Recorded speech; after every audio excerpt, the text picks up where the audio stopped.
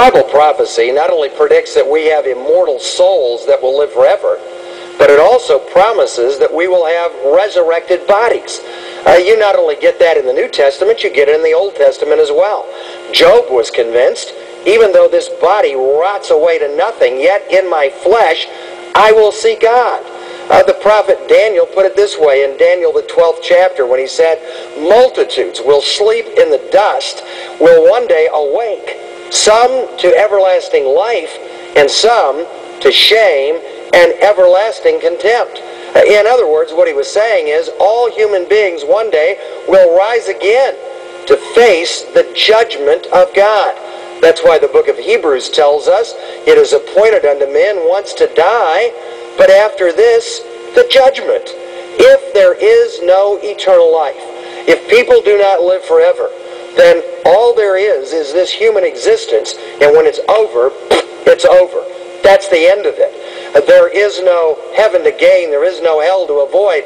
There is no eternal life to experience. Human existence is all there is. That is why in so many of our intellectual circles today, there is such incredible despair in the hearts of men. The end of modern philosophy and postmodern thinking has said to people, this life is all there is. Jean-Paul Sartre's attitude was, all you can know for sure is that you exist. Your own existential being is all you have. You don't know for sure if there's anything true beyond this life. Therefore, just do the best you can and then you die. Or if you don't like it, take your own life and check out. People lose hope because they lose the hope of everlasting life, the very promise of the Bible itself. It should not surprise us that we are living in a society that has a higher sense of depression, a higher rate of suicide than ever before in all of history, because secularism has convinced people there is no eternal life. And yet the Bible itself shouts to us that there is. In John the 5th chapter, Jesus is speaking, and he says this beginning in verse 25. As Jesus speaks in this chapter, Jesus says, marvel not at this, for the hour is coming when all that are in the graves will hear his voice, the voice of the Son of Man himself, and they shall come forth, they that have done good unto the resurrection of life, they that have done evil unto the resurrection of damnation or condemnation. And Jesus was saying one day everybody will rise from the dead. Not just the spiritual people, even the unspiritual. Not just the saved, even the unsaved will rise.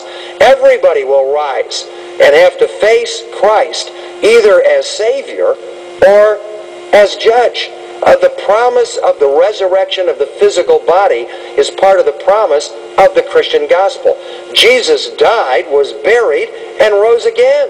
That's the promise of Scripture. So we too have that same promise. Take your Bible and turn to 1 Corinthians, the 15th chapter. Probably the most important passage in all the Bible about the resurrection.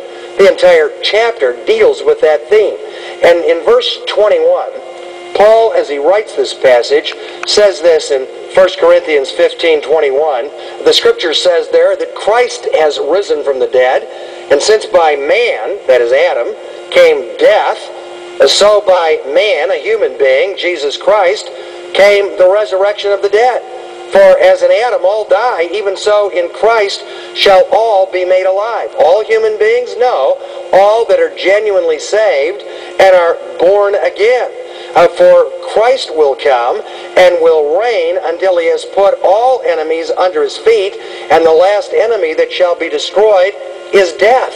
The chapter then goes on to state over and over again, if Jesus literally rose from the dead, we have that same hope as believers that one day, not only will your spirit depart and go to heaven to be with the Lord, but one day your body will be resurrected as well. That's what Paul was talking about in 1 Thessalonians, the 4th chapter, when he gives us that powerful passage about the rapture of the church. And he says, beginning in verse 13, I don't want you to be ignorant, brethren, concerning those that are asleep, those that have died, that you sorrow not as others that have no hope. For if we believe that Jesus died and he rose again, even so those that sleep in Jesus. The spirit has departed unto heaven. The body is asleep in the grave, so to speak. God will bring them with him. Where? From heaven. For this we say unto you by the word of the Lord, that we that are alive and remain unto the coming of the Lord will not precede those that have died, those that are asleep. For the Lord himself will descend from heaven with a shout, with the voice of the archangel, with the trumpet of God, and the dead in Christ will be raised first. And then we that are alive and remain will be caught up together in the clouds to be with the Lord in the air. So shall we ever be with the Lord. Wherefore, comfort one another with those words. The promise of the resurrection is a promise of comfort and encouragement, even though this old human body deteriorates, that one day it will live again, because your eternal spirit will live with God in heaven in the eternal state. What will it be like? We'll come back in a moment and we'll see what the Bible says.